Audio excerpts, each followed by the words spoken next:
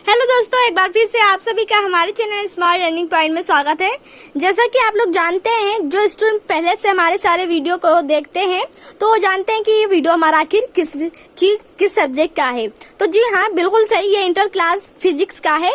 Part 7 video है ये हमारा, चैप्टर 1 विद्युत आवेश तथा क्षेत्र, इलेक्ट्रिक चार्ज एंड फील्ड। तो उसी का हमारा ये वीडियो पार्ट 7 है। पार्ट 6 जितने भी वीडियो आप जाकर पिछले वीडियो को देख लें प्लेलिस्ट में। साथ में हमने न्यूमेरिकल भी आपको बताया है, पार्ट 1 पार्ट 2 पार्ट 3 भी जल्दी आएगा न्यूमेरिकल का। सबसे पहले आप जाकर उन दोनों वीडियो को देख लीजिए। तो इस वीडियो में आज हम समझने वाले हैं विद्युत द्विध्रुव की अच्छी स्थिति में किसी बिंदु पर विद्युत क्षेत्र की तीव्रता। इससे पहले हमने आपको निरक्षीय स्थिति में आपको समझाया है विद्युत क्षेत्र की तीव्रता। तो उस वीडियो को अगर जिस स्टूडेंट ने नहीं देखा है तो सबसे पहले हमारे प्ले लिस्ट में जाकर चेक कर ले, या इसी वीडियो के डिस्क्रिप्शन बॉक्स को चेक कीजिए, आप उस वीडियो का लिंक्स पा जाएंगे दोस्तों। तो चलिए बिना टाइम को वेस्ट किए हुए इस वीडियो को हम आपको अच्छे से समझाते हैं कि इस वीडियो में आखिरकार हमारा आज का टॉपिक क्या है। जो ये टॉपिक है बहुत ही मोस्ट इंपॉर्टेंट टॉपिक है, ये एग्जाम में 100% पूछा जाता है। एक निरक्षीय एक अच्छी है। तो निरक्षीय स्थिति का आपको पहले ही बता दिए हैं, ये हमारा अच्छी स्थिति का है दोस्तों। तो इस वीडियो ज्यादा लंबी होने वाली है दोस्तों, क्योंकि इसको अच्छे से सिद्ध प्रूफ कराना है। तो आप लोग ध्यान से एंडिंग तक देखते रहिए। जो स्टूडेंट हमारे इस चैनल पर नए हैं तो हमारे चैनल को सब्सक्राइब करें, साथ में बेल आइकन को प्रेस करें, जिससे सभी को न्यू वीडियो के नोटिफिकेशन मिलते रहे समय पर सबसे पहले। तो चलिए इस वीडियो को स्टार्ट करते हैं। यहाँ कह रहे हैं कि विद्युत द्विध्रुव की अच्छी स्थिति में किसी बिंदु पर विद्युत क्षेत्र की तीव्रता। तो इससे पहले हम इसका डायग्राम बनाएंगे कि आखिरकार इसका डायग्राम किस प्रकार से बनता है। डायग्राम बनाने के बाद में आपको अच्छे से समझाएंगे, फिर कुछ टॉपिक आपको लिखना रहेगा। तो चलिए देखते हैं डायग्राम इसका किस तरीके से बनेगा। सबसे पहले स्टूडेंट आपको क्या करना है, एक सीधी लाइन खींचनी है स्केल की सहायता से। देखिए हमने यहाँ स्केल ले लिया है, तो यहाँ पहले हम लाइन खींचेंगे। ये देखिए आपको एक लाइनिंग खींच लेनी है, हम आपको यहाँ से बताते हैं। ये देखिए एक लाइन यहाँ से खींचनी है। ये हमारा सबसे पहले क्या हुआ, हमने माना एक लाइन, फिर माना एक विद्युत द्विध्रुव AB है। तो विद्युत द्विध्रुव यहाँ आपके दो बिंदु पर रहेंगे। तो दो बिंदु है, तो ये दो बिंदु क्या हो गए, A और B। फर्स्ट को A मानेंगे, सेकेंड को B मानेंगे। तो ये हमारा बिंदु A हो गया, ये बिंदु B हो गया। अब इससे हमने क्या माना एक विद्युत द्विध्रुव AB है, जिसमें -Q तथा +Q दो आवेश एक दूसरे से अल्प दूरी पर स्थित हैं। तो पहले आवेश को हम यहाँ रखेंगे। तो आवेश को हमने बताया था कि Q से उसे प्रकट करते हैं, तो ये माइनस हमारा निगेटिव में है, तो हमने आवेश निगेटिव में, तो -Q आवेश हो गया। अब सेकेंड को हम +Q आवेश देंगे, तो हमने +Q आवेश भी दे दिया। तो जो हम यहाँ आपको समझा रहे हैं वही अपने भाषा में लिखना है, तो उसको भी हम आपको समझा देंगे किस प्रकार से लिखना है। तो हमने माना एक विद्युत द्विध्रुव है जिसपे A और B है, जिसपे -Q और +Q दो आवेश एक दूसरे से अल्प दूरी पर स्थित हैं, और इन दोनों के बीच की दूरी को 2L लेंगे। सबसे पहले एक बिंदु इनके बीच में हम ले लेंगे O। तो ये क्या हो जाएगा हमारा O बिंदु। इधर का जो इतना रहेगा डिस्टेंस वो L रहेगा, और इतना इधर का डिस्टेंस इसे भी हम L लेंगे। पूरा मिलाकर हमारा क्या हो गया दोस्तों, पूरे को क्या कहेंगे 2L, यानी कि 2L है तो कितना हो गया 2L। तो पूरा कितना हो गया 2L। फिर इसके बाद में हमें यहाँ से एक लाइन खींचनी है P, एक बिंदु लेना है। अब देखिए विद्युत द्विध्रुव के मध्य हमने क्या माना, O से निरक्षीय स्थिति में किसी बिंदु P पर विद्युत क्षेत्र की तीव्रता ज्ञात करनी है। तो यहाँ देखिए हम पहले यहाँ लेंगे एक लाइन, हमने एक लाइन ले लिया। ये हमारा क्या है बिंदु, यहाँ हम क्या लेंगे P। तो बिंदु P हो गया, जहाँ हमें क्या निकालना है, अच्छी स्थिति में बिंदु आवेश द्वारा विद्युत क्षेत्र की तीव्रता। अब देखिए दोस्तों, माना अब यहाँ से क्या करना, माना बिंदु O से P की दूरी R है, तो इसकी हम क्या ले लेंगे R दूरी। जो P है वो किसी दूरी पर तो ही स्थित है, तो वो क्या हो गया आपका R हो गया। कितने डिस्टेंस क्या है इसकी R है। तो हमारा जब ये R हो गया, फिर माना कि +Q आवेश के कारण बिंदु P पर विद्युत क्षेत्र E1 तथा -Q के द्वारा बिंदु क्षेत्र पर E2। तो इधर से हम इन दोनों को बिंदु को मिला देंगे। ये देखिए आपको इसे मिला देना है, इन दोनों बिंदुओं को हमने मिला दिया। तो इसमें पहले -Q के द्वारा P पर हम विद्युत क्षेत्र की तीव्रता ज्ञात करेंगे, फिर +Q के द्वारा। अब यहाँ सबसे पहले देखिए, यहाँ इस पे क्या ज्ञात करना है, ये देखिए सबसे पहले इस पे विद्युत क्षेत्र ज्ञात करना। तो विद्युत क्षेत्र जानते हैं, इसे हम डिफाइन करते हैं। इसके बाद में इसके द्वारा इस पे इधर इस स्थिति में लगेगा, क्या लगेगा, इस स्थिति में विद्युत क्षेत्र इसके द्वारा यहाँ लगेगा। इसे आपको अच्छे से समझा देते हैं दोस्तों। देखिए यहाँ इस साइड में होगा ये, और ये हमारा ये इस साइड में होगा। इसके द्वारा प्लस क्यू के द्वारा विद्युत क्षेत्र, फिर माइनस क्यू के द्वारा। तो इसलिए ये लाइन इधर को क्यों आई है, आप बताइए। इधर को ये लाइन इसलिए आई है क्योंकि माइनस है, तो प्लस हमेशा माइनस की ओर आता है, तो इसलिए से इस साइड में इसका चिन्ह इस साइड में हम लगाए हैं। अब इसके द्वारा जो हमारा इस पे लंबवत बनेगा वो क्या हो जाएगा, वो समाप्त हो जाएगा। अगर हम पी पर अगर विद्युत क्षेत्र के द्वारा ओ से पी पर ज्ञात करें दोस्तों, तो दोनों ही समान रहेंगे, इसके द्वारा इस पे, इसके द्वारा इस पे, तो वो निरस्त हो जाएगा, तो उसे नहीं लेंगे। अब देखिए दोस्तों, यहाँ सब हो ही गया है। अब एक चीज आपको और भी लिखना है, यहाँ जो एंगल बन रहा है, यहाँ एंगल बन रहा है और आपका एक एंगल यहाँ बन रहा है दोस्तों, यहाँ। तो इसे हम पहले वाले को क्या कहेंगे, E1 वेक्टर के द्वारा कॉस थीटा। जो रहेगा दोस्तों एंगल, जो कोण, उसे थीटा कहते हैं। तो क्या हो गया, कॉस थीटा। फिर इसके बाद में इसके द्वारा अगर इधर बन रहा है तो यहाँ हम लिखेंगे क्या, E2 कॉस थीटा। और आप लोगों ने समझा कि ये लाइन इधर को क्यों आई है, ये लाइन इधर को क्यों गई है, तो हमने आपको समझाया। अब देखिए दोस्तों, ये आपका डायग्राम जो है एकदम से बनकर तैयार हो गया है। तैयार होने के बाद में दोस्तों, अब यहाँ कुछ अगर लिखना चाहे, थोड़ा सा जो हमने आपको समझाया वही अपने भाषा में लिखना है, तो आप लिख सकते हैं। चलिए हम ही लिखकर आपको बता देते हैं दोस्तों किस प्रकार से लिखना है। तो यहाँ से ध्यान से देखिए दोस्तों, हमने जो आपको बोल कर समझाया है, इसे आप थोड़ा से कॉपी में और भी लिख दीजिएगा, और ज्यादा लॉन्ग हो जाएगा तो इससे आप ज्यादा नंबर जितने के रहेगा फुल मार्क्स पा जाएंगे। अगर लिखने का अगर टाइम नहीं है तो लिखेंगे भी नहीं तब भी चलेगा, बट चलिए हम यहाँ लिख देते हैं आपको समझाने के लिए। सबसे पहले आपको लिखना है, माना एक वैद्युत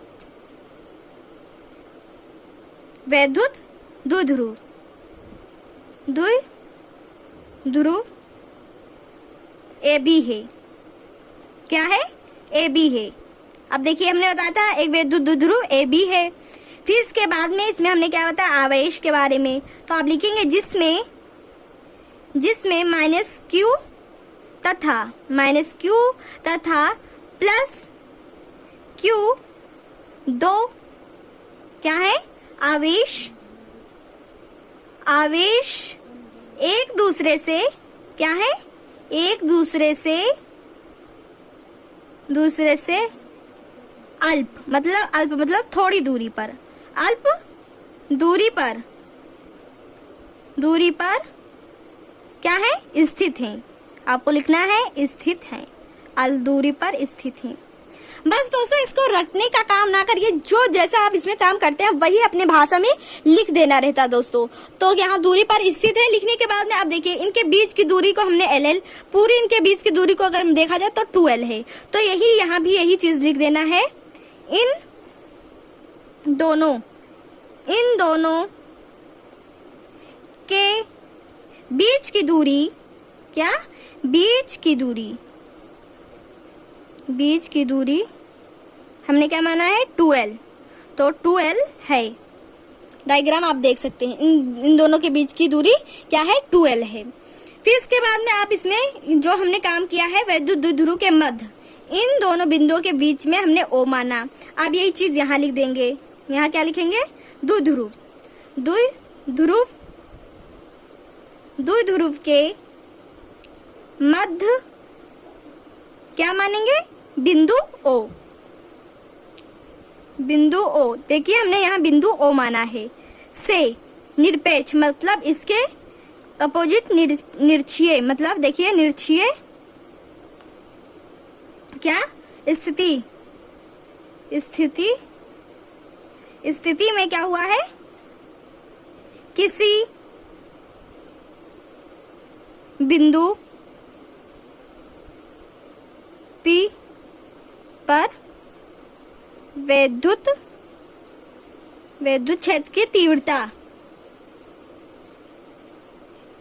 क्षेत्र की तीव्रता ज्ञात करनी है। क्या करनी है? ज्ञात करनी है दोस्तों। अगर आप इतना नहीं लिखते हैं तब भी चलेगा दोस्तों, आप डायरेक्टली इसे बस सिद्ध कर दीजिए, प्रूफ कर दीजिए। बट हम यहाँ आप लोग के समझने के लिए भी लिख दिए हैं, आप लिख सकते हैं इसको समझने के लिए दोस्तों। तो इसे अगर लिखना चाहें तो लिख सकते हैं। अब चलिए देखिए, अब यहाँ से सबसे पहले हम देखेंगे, अगर इस साइड को बंद कर लेते हैं फ्रेंड्स, तो देखिए एक त्रिभुज आपको दिख रहा होगा। तो त्रिभुज में हमको क्या पता है? दूरी L, इधर के L, और हमको क्या नहीं पता, इसमें कर नहीं पता है। तो सबसे पहले हम लिखेंगे त्रिभुज किसमें? POA में। तो त्रिभुज यहाँ डालेंगे, त्रिभुज POA से। तो यहाँ आप हेडिंग डाल देंगे, त्रिभुज क्या हो गया? त्रिभुज POA से। तो अब ये जो त्रिभुज PA है, तो इसमें क्या लगाएंगे? कौन से हम फार्मूले का यूज करेंगे? पाइथागोरस। क्या? पाइथागोरस। तो यहाँ लिखेंगे पाइथागोरस का हेडिंग डाल देंगे, पाइथागोरस।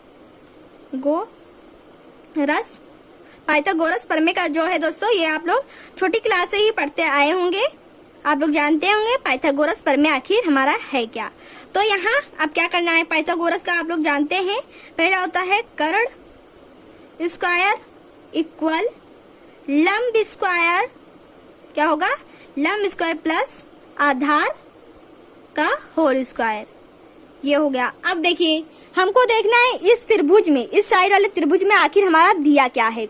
तो कर्ण हमको ज्ञात करना, तो कर्ण में हमारा क्या हो गया? PA। तो हम यहाँ लिख देंगे क्या?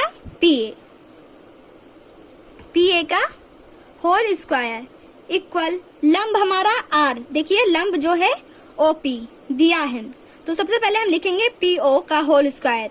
इसको लिख लेते हैं पहले हम ध्यान से, फिर इसके बाद में लिखेंगे इसका दिया आखिर क्या है। इतना हो गया। फिर इसके बाद में आधार में देखें तो AO हो गया, आधार AO, तो AO का होल स्क्वायर। अब देखिए PO जो हमारा PA है, उसके बारे में कुछ भी नहीं दिया गया है, PA इसका कर्ण नहीं दिया गया है, बट यहाँ देखिए PO है, तो PO के बीच की हमारी क्या है? R। तो यहाँ लिखेंगे, इसको ध्यान से देखिए, यहाँ लिखेंगे PA का होल स्क्वायर, फिर इसके बाद में इसकी दूरी क्या हो गई? R का होल स्क्वायर। अब AO देखना है, AO तो क्या है? L है, तो L का होल स्क्वायर। इतना हो गया। इतना होने के बाद में आपको क्या लिखना है? अब यहाँ से वर्गमूल आपको हटाना है, तो आपको लिखेंगे PA इक्वल R का होल स्क्वायर प्लस L का होल स्क्वायर, और इस पे क्या लगा लेंगे? Under root. तो यहाँ से हट गया। तो ये देखिए दोस्तों, आपका क्या आ गया है? PA का वेक्टर आपका आ गया। कितना आया है दोस्तों? यहाँ लिख देते हैं कितना है? R का होल स्क्वायर प्लस L का होल स्क्वायर।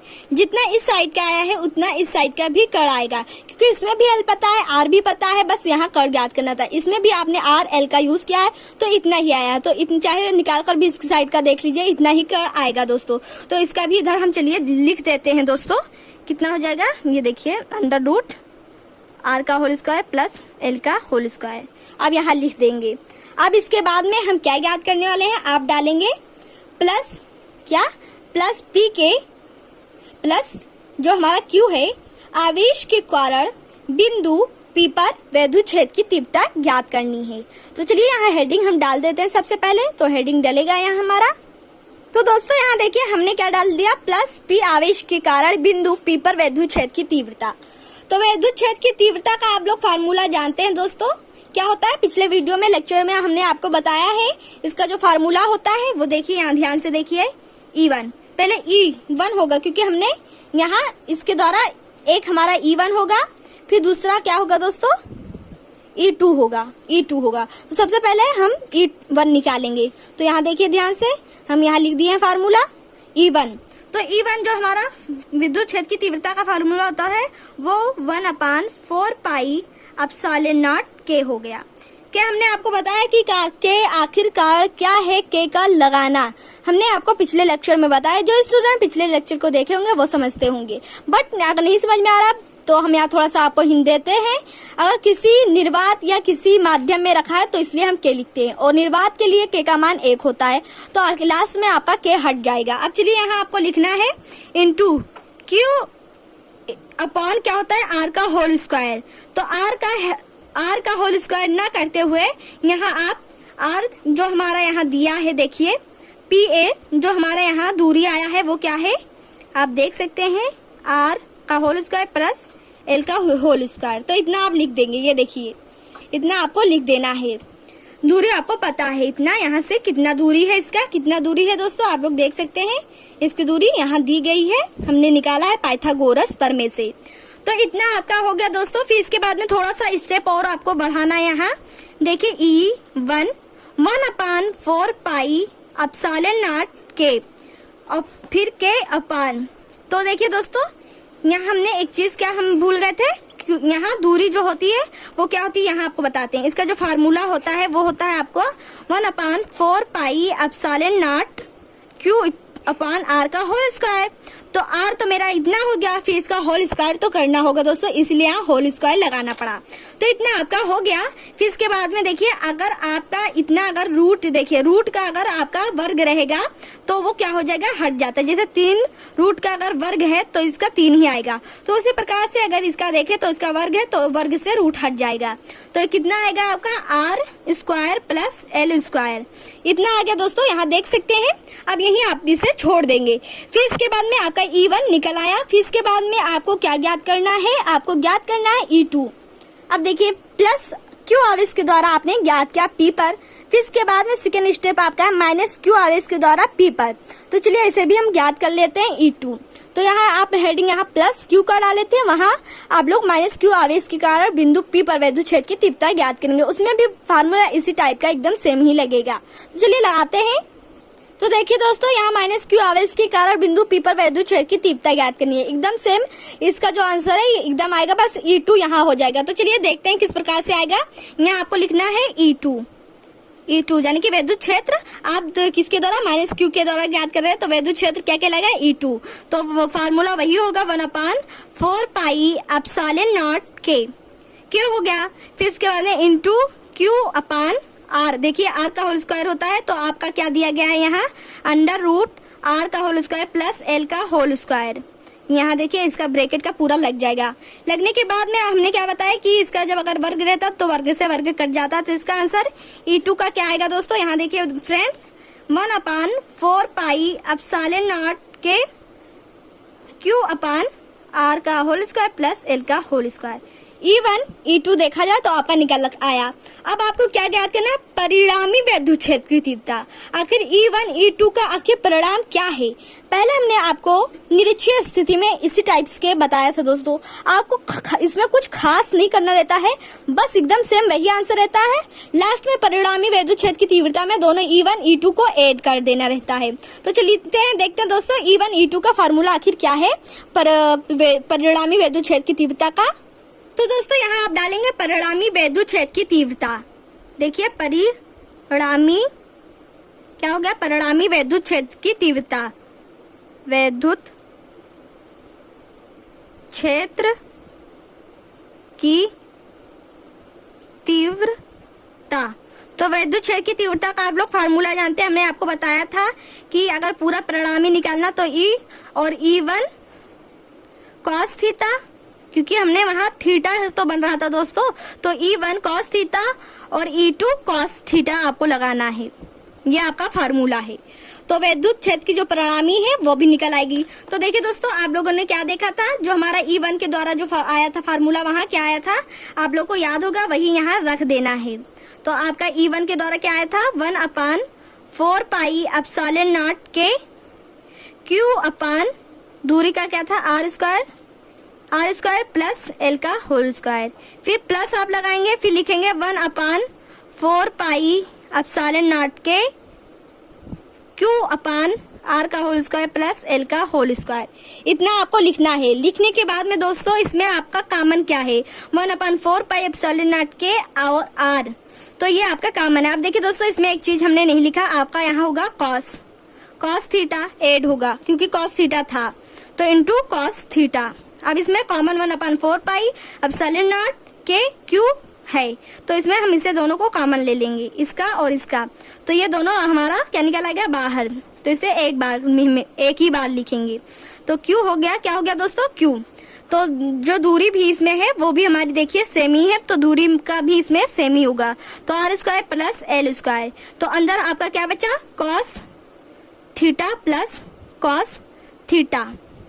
देखिए दोस्तों, ये हमारा 1/4 पाई क्यू अपान आर का होल स्क्वायर ये कॉमन हो गया। कॉमन होने के बाद में देखिए आपको यहाँ क्या करना है, सेकेंड स्टेप में आपको यहाँ लिखना है ई 1/4 पाई एप्सिलॉन नॉट के क्यू अपान आर का होल स्क्वायर प्लस एल का होल स्क्वायर। अब देखिए यहाँ 2 कॉस, मतलब कॉस थीटा जो है वो 2 बार है, तो यहाँ लिखेंगे 2 कॉस थीटा। इतना आपको लिखना है। लिखने के बाद में दोस्तों आपको अब क्या करना है, अब देखिए दोस्तों यहाँ 2 cos थीटा, तो आप लोगों ने ये फार्मूला पढ़ा है लाल बटे क्या कक्का, तो क्या होगा लाल बटे कक्का। तो साइन का हो गया, ये cos का हो गया, तो cos का क्या होगा दोस्तों आधार बटे कर।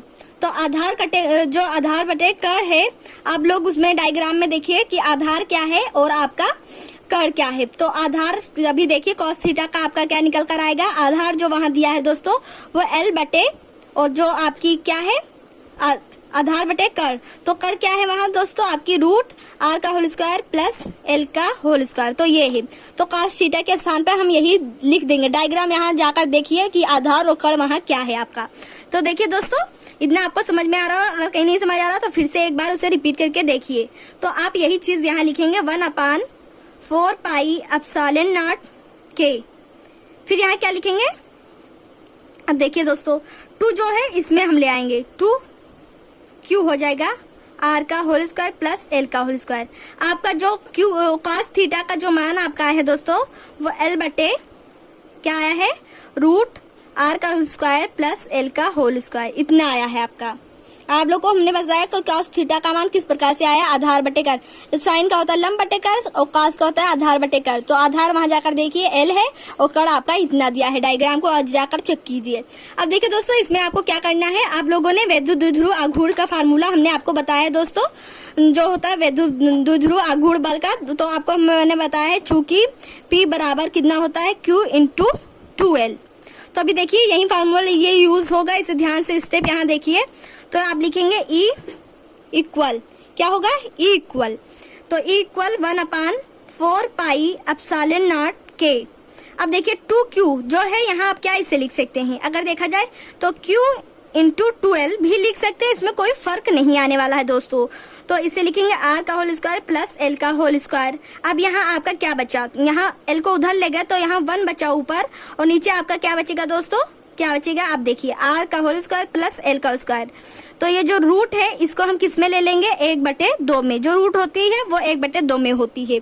तो इतना आपको समझ में आया। और अब यहाँ देखिए यही फार्मूला Q × 2L इस फॉर्म में है, तो इसका कितना हम लिख सकते हैं, P लिख सकते हैं। और किस फार्मूले द्वारा, वैद्युत बल आघूर्ण द्वारा आपको हम बताए थे, आघूर्ण का बल, जो आप लोग जाकर इसका वीडियो पार्ट 5 देखिए या 6 देखिए, उसी में हमने इसके बारे में अच्छे से डिटेल में वैद्युत क्षेत्र की तीव्रता और ये वाला फार्मूले के बारे में आपको बताया है दोस्तों।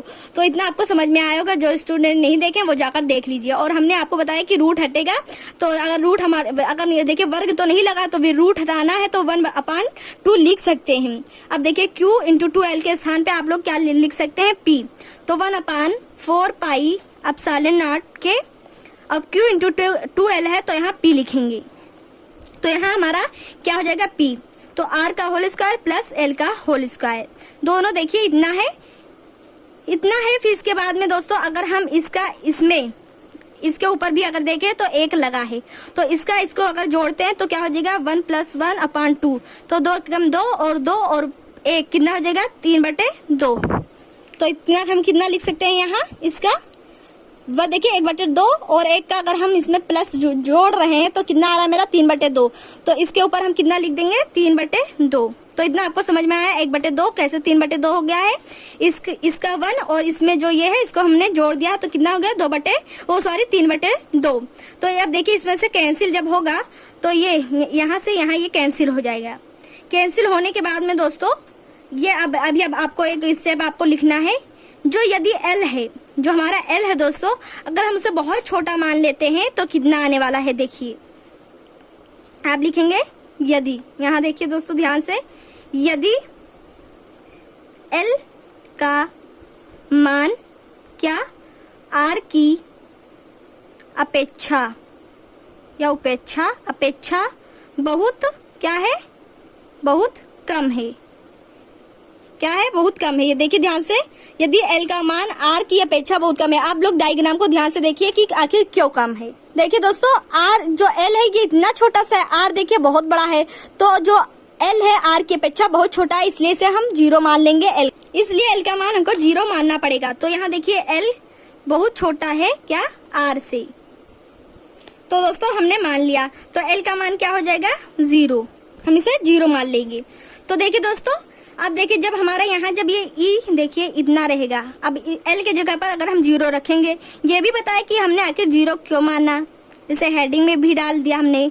P अपान हमारा क्या था, R का होल स्क्वायर प्लस L का होल स्क्वायर का 3/2। अभी ना काटिए दोस्तों, हम यहाँ काटते हैं, इसे ना काटिएगा, यहाँ काटिएगा तो ज्यादा समझ में आएगा। तो देखिए 2L, देखिए R2 और 2 यहाँ से कट गया। क्या कटने के बाद में दोस्तों हमने यहाँ क्या काटा है, इसका स्क्वायर क्या काटा है, R का स्क्वायर, और ये स्क्वायर हमने काट दिया। तो कितना आएगा, यहाँ ध्यान से देखिएगा, E इक्वल 1 अपान, ध्यान से देखिए 4 पाई एप्सिलॉन नॉट के इंटू P। तो R एक बचा मेरा, क्योंकि मेरा 2 ये और 2 ये कैंसिल हो गया, और हमने यहाँ 0 मान लिया था। अगर L के देखिए दोस्तों, अगर यहाँ P बराबर अगर R स्क्वायर प्लस L, तो हमने L को क्या माना था, तो L स्क्वायर बराबर 0 हो गया। तो अगर 0 रखेंगे तो कितना, 3/2, तो 2 से 2 ये कट गया, तो R कितना आएगा, 3। तो हम लिखेंगे R 3 हो गया मेरा, और 0 हमने लिखा क्योंकि L का मान हमने R से बहुत छोटा माना है, बहुत अपेक्षा बहुत कम है, तो अगर छोटा ही मान लीजिए इसे, तो 0 रखेंगे यहाँ, तो ये हो गया 2 हमारा जो है, 2 से 2 कट गया, R बचा, तो R के ऊपर 3 हो जाएगा मेरा। तो अब देखिए दोस्तों, अब K को हमको हटाना है, तो आखिर क्या करेंगे। हमने आपको पिछले लेक्चर में आपको बताया है, निर्वात अथवा वायु के लिए K का मान कितना होता है, 1 होता है। तो आप क्या लिखेंगे, निर्वात अथवा वायु के लिए K का मान 1 होता है। हमने यहाँ हेडिंग डाल दिया, K का मान 1 होता है। पिछले लेक्चर में जाकर अच्छे से इसे और डिटेल से समझ लीजिएगा। तो जब 1 होता है तो इसके स्थान पे अगर हम 1 रखते हैं, देखिए दोस्तों 1 रख देते हैं, आपको अच्छे से समझ में आए, इसलिए यहाँ हम 1 रख देंगे। देखिए अब यहाँ हम 1 रखेंगे, K के स्थान पे क्या 1 रख देंगे। जब 1 का गुणा होगा तो इतना ही तो आएगा दोस्तों। देखिए P का क्या है, होल क्यूब, तो ये कितना आएगा, E का मान 1 अपान 4 पाई एप्सिलॉन नॉट, के हट गया क्योंकि 1 हमने रखा, तो यहाँ फिर इंटू P अपान R का होल क्यूब। तो ये देखिए इसका जो मात्रक होता है, विद्युत क्षेत्र का मात्रक, वो होता है न्यूटन प्रति कूलाम। ये आपको हमने अपने लेक्चर में दोस्तों बताया है। जिस स्टूडेंट ने हमारे पिछले लेक्चर को नहीं देखा दोस्तों, आप लोग जाकर उसे देख लीजिए और बहुत अच्छे से समझ में आएगा और भी आपको। तो ये हमारा क्या था दोस्तों, प्रूफ हमको करना था, प्रूव करना था। तो यहाँ हम डाल देते हैं। देखिए दोस्तों ये प्रूव हो गया दोस्तों, आपका क्या हो गया, प्रूव्ड हो गया। तो ये आपका इतना ही आपको लाना था विद्युत क्षेत्र की तीव्रता में। तो दोस्तों आई होप दोस्तों आपको समझ में आया होगा किस प्रकार से हमने क्यों माना, ऐसा क्यों किया। तो डिटेल से अगर आपको फिर भी अभी नहीं समझ में आ रहा है तो फिर से जाकर इसे फिर से रिपीट करके जितनी बार आपको कहीं नहीं समझ आ रहा जितनी बार देखेंगे आपका क्लियर होगा दोस्तों। तो इसे बार बार देखिए, अगर फिर भी कहीं आपका डाउट है तो तुरंत कमेंट कीजिए, आपको समझाया जाएगा दोस्तों। आप लोग चलिए स्क्रीनशॉट ले लीजिए इसका, और अगर चाहिए तो दोस्तों इसे अच्छे से अपने नोट्स कॉपी में लिख लीजिए, क्योंकि ये एग्जाम में बहुत क्वेश्चन पूछे जाते हैं दोस्तों। ये डेरिवेशन कम से कम 5 नंबर का निरीक्षीय अक्षीय स्थिति में आता है। तो अगर आपने निरीक्षीय स्थिति का वीडियो नहीं देखा तो इसी वीडियो के प्ले लिस्ट को चेक कीजिए, या हमारे डिस्क्रिप्शन में जाकर चेक कर सकते हैं। तो चलिए दोस्तों इसे स्टार्टिंग से आपको दिखा देते हैं। देखिए दोस्तों स्टार्टिंग से इसका स्क्रीनशॉट ले लीजिए, यहाँ से आपको लास्ट तक ले लेना है। तो आई होप दोस्तों आपको समझ में आया होगा। अगर ये वीडियो आपको पसंद आया तो इस वीडियो को लाइक करें, अपने फ्रेंड्स में भी शेयर करें, और ये भी बताना ना भूलें कि हमारा वीडियो आपको कैसा लगा। तब तक के लिए इतना ही, नेक्स्ट वीडियो में तब फिर से मिलेंगे। Thank for watching this video.